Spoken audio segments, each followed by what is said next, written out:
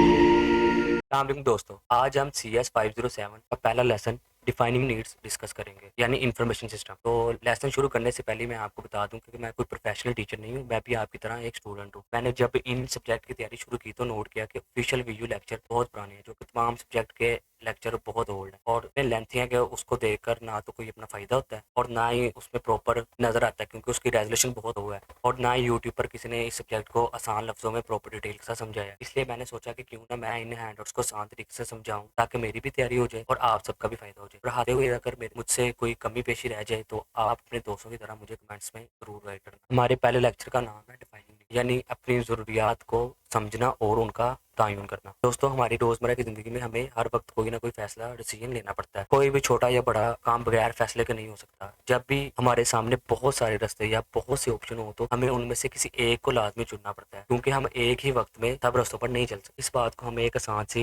Example से समझते हैं। हैंडआउट्स में जो मिसाल दी है, फर्ज करें आपने इस्लामाबाद जाना है। अब आपके पास सफर के बहुत से ऑप्शन मौजूद हैं। आप लोकल बस से जा सकते हैं, ट्रेन से जा सकते हैं या फिर आप हवाई जहाज यानी एयरप्लेन से जा सकते हैं। अब इस सिचुएशन में बिल्कुल सही फैसला लेने के लिए आपको कुछ बातों का पता होना बहुत जरूरी है, जैसे कि इस्लामाबाद पहुंचना कितना जरूरी है, अर्जेंट है कि नहीं है, सफर के लिए आपके पास कितना वक्त मौजूद है, क्योंकि जहाज और ट्रेन के टाइम अलग अलग होता है। क्या उस दिन और उस वक्त की टिकट या बुकिंग मिल जाएगी या नहीं मिलेगी, क्या फ्लाइट या बस कैंसिल होने की कोई खतरा है या नहीं है। ये ना हो आपने जहाज की या ट्रेन की टिकट ले ली या ट्रेन डिले हो जाए या फिर फ्लाइट कैंसिल हो जाए। अगर आपके पास ये सारी इन्फॉर्मेशन पहले से नहीं होगी तो हो सकता है आप कोई गलत फैसला कर लें, का बाद में आपको नुकसान हो। बिल्कुल इसी तरह एक बिजनेस यानी कारोबार में भी यही सब होता है। बिजनेस को बहुत से इंसान ही चलाते हैं और कंपनी की मैनेजमेंट को रोजाना ऐसे ही अहम फैसले लेने पड़ते हैं जहाँ उनके पास बहुत से ऑप्शन होते हैं। यहाँ से हमारा अगला पॉइंट शुरू होता है, नीड फॉर इन्फॉर्मेशन, यानी इन्फॉर्मेशन की जरूरत क्यों पेश आती है। देखिए, जैसा कि हमने अभी बात किया है, रोजाना के फैसले लेने के लिए इन्फॉर्मेशन का होना बहुत जरूरी है। अगर सही वक्त पर और सही मिकदार क्वांटिटी में इन्फॉर्मेशन ना मिले तो फैसला लेने का पूरा प्रोसेस खराब हो सकता है। इसी वजह से हम मुख्तलिफ जगहों से इन्फॉर्मेशन निकालते हैं। इन जगहों को सोर्सेज कहते हैं, जैसे कि अखबार, न्यूज़पेपर, इंटरनेट, मार्केटिंग ब्रोशर्स या हमारे दोस्त और रिश्तेदार। अब आते हैं इस लेक्चर के सबसे अहम टॉपिक, सोर्स ऑफ इन्फॉर्मेशन, यानी इन्फॉर्मेशन आती कहाँ से है, इन्फॉर्मेशन कहाँ से निकली है, कितनी ओरिजिनल है और अपने असल सोर्स से कितनी करीब है। इस हिसाब से इसको तीन बड़ी कैटेगरी में बांटा गया है, प्राइमरी सोर्सेज, सेकेंडरी सोर्सेज और टर्शरी सोर्सेज। आए इन तीनों का फर्क आसान एग्जाम्पल से समझते हैं, क्योंकि पेपर में इनका फर्क अक्सर पूछ लिया जाता है। सबसे पहले बात करते हैं प्राइमरी सोर्सेज की। प्राइमरी का मतलब है कि बिल्कुल ओरिजिनल और बुनियादी। ये वो ओरिजिनल मटेरियल होता है जिस पर बाकी सारी रिसर्च की जाती है। जब कोई नई बात, नया आइडिया या वाक्य पहली दफा सामने आता है तो वो प्राइमरी सोर्स कहलाता है। ये इन्फॉर्मेशन अपनी बिल्कुल असली शक्ल में होती है। इसको किसी दूसरे बंदे ने अपनी तरफ से बदला, छोटा किया या इस पर कोई अपना तज्जिया नहीं किया होता। मतलब जैसे ही कोई इन्फॉर्मेशन या कोई वाक्य पेश आया तो जो उसका सबसे पहला एक्सप्लेनेशन होगी वो प्राइमरी हमारे पास सोर्स होगा। इसकी हमारे पास आम मिसालें, एग्जांपल्स हैं, साइंस का ओरिजिनल तजुर्बात, एक्सपेरिमेंट की रिपोर्ट, मीटिंग और कॉन्फ्रेंस का रिकॉर्ड, यूनिवर्सिटी के थीसिस, गवर्नमेंट के original documents, newspaper article, diaries या ओरिजिनल डॉक्यूमेंट्स। दूसरे नंबर पर आते हैं सेकेंडरी सोर्सेज। सेकेंडरी सोर्सेज को समझना थोड़ा सा ट्रिकी लगता है, लेकिन मैं इसको आसान कर देता हूँ। ये वो सोर्सेज होते हैं जो प्राइमरी सोर्सेज को एक्सप्लेन करते हैं, उनका तज्जिया एनालाइज करते हैं या उन पर तबसरा कमेंट्री करते हैं। ये लोग खुद से नई इन्फॉर्मेशन नहीं बनाते, बल्कि ओरिजिनल इन्फॉर्मेशन को पढ़कर उस पर अपनी राय देते हैं। इसको एक मिसाल से समझते हैं। अगर एक अखबार किसी वाक्य की सिर्फ खबर देता है तो वो प्राइमरी सोर्स है। मतलब अगर कोई टाउन में कोई वाक्य पेश है तो वो अखबार उसको प्रिंट करता है तो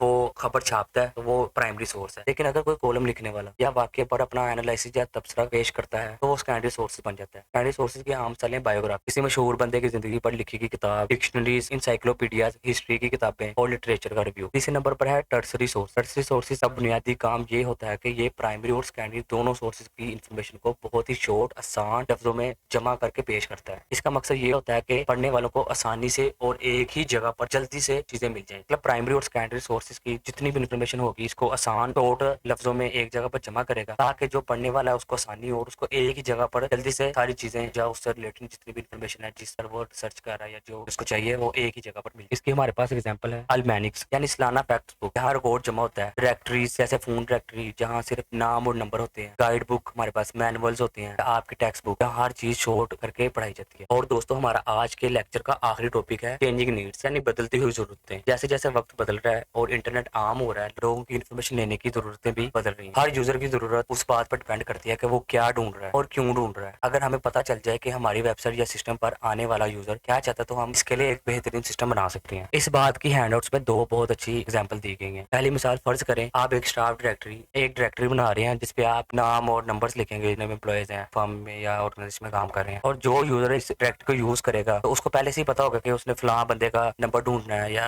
अगर उसके पास नंबर होगा तो नेम ढूंढना है। तो ऐसी जगह पर सबसे बेस्ट चीज ये है कि आप एक अच्छा सा सर्च सिस्टम लगाओ ताकि यूजर नेम लिखे और फौरन नंबर मिल जाए, या अगर उसके पास नंबर मौजूद है और उसने नाम ढूंढना तो वो वहाँ नंबर या यूजर की एम्प्लॉय आईडी लिखेगा और उसके पास उसका नेम आ जाएगा, या उसका नाम लिखेगा तो उसके पास उसकी इन्फॉर्मेशन आ जाएगी। ये एक पहली एग्जाम्पल में दी गई है। और इसकी दूसरी मिसाल है कि फर्ज करें आपकी एक ऐसी वेबसाइट है, मतलब हमारी एक ऐसी वेबसाइट है जहाँ अक्सर नए लोग आते हैं, न्यू यूजर आते हैं, और उस वेबसाइट का कंटेंट भी रोज चेंज हो रहा है और हम डेली उस पे कोई नया कंटेंट अपलोड करते हैं, चेंज करते हैं। अब जो नए आने वाले यूजर हैं उनको तो नहीं पता कि इस वेबसाइट पर कहाँ क्या मौजूद है, तो वहाँ सिर्फ सर्च सिस्टम से काम नहीं चलेगा, वहाँ हमें एक टेबल ऑफ कंटेंट्स यानी नेविगेशन मेन्यू जरूर देना चाहिए ताकि नए आने वालों को गाइड किया जा सके। मतलब हमारी एक वेबसाइट है जहाँ हम डेली चीजें अपलोड करते हैं और जितना भी उसका ओल्ड डाटा है वो अपडेट होता रहता है। तो अगर कोई बंदा वहाँ नया आया, कोई यूजर नया आया, उसको कैसे पता चलेगा कि ये वेबसाइट क्या क्या ऑफर कर रही है, इस पे किस किस चीज की इन्फॉर्मेशन मौजूद है। तो अक्सर आपने देखा होगा बहुत सी वेबसाइट के साइड पे ही एक बार बना होता है, एक मेन्यू लिस्ट होती है कि यहाँ ये वाली इन्फॉर्मेशन मौजूद है, या कोई बुक की वेबसाइट आपने कभी सर्च की और उसके ऊपर लिखा होता है और उससे रिलेटेड नीचे उसकी दूसरी बुक सजेशन में आपको आ रही होती है। तो वो कह रहा है कि आप ऐसा नेविगेशन मेन्यू देना चाहिए जिससे जो नए आने वाले यूजर्स हैं उसको पता चले कि यहाँ ये वेबसाइट क्या क्या ऑफर कर रही है। तो दोस्तों ये था हमारा CS507 का पहला लेक्चर। मैंने अपनी तरफ से पूरी कोशिश किया कि हैंडआउट्स की अहम बातों को प्रॉपर डिटेल में और आसान लफ्जों में समझा सकूं। अगर इस वीडियो से आपकी थोड़ी सी भी हेल्प हुई है तो आप इस वीडियो को लाइक करें और अपने क्लास फेलोज के साथ व्हाट्सएप ग्रुप्स में शेयर करें और सब्सक्राइब करना मत भूलिएगा। अपना बहुत सारा ख्याल रखें। मिलते हैं दूसरे लेक्चर में एक नए टॉपिक के साथ। अल्लाह हाफिज।